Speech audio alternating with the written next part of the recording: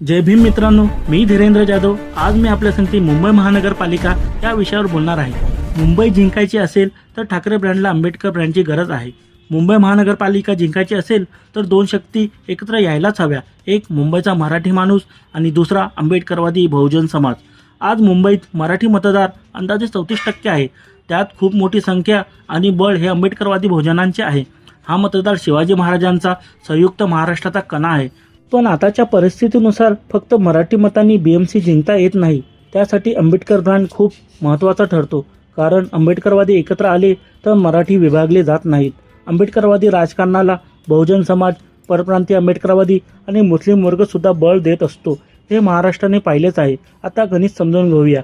मराठी माणूस 34%, आंबेडकरवादी बहुजन समाज संगती असेल तर मुस्लिम 14%, आंबेडकरवादी परप्रांती 8%, असा टोटल 58% मतदार होतो आणि मुंबई महानगरपालिका एका हाती जिंकता येते।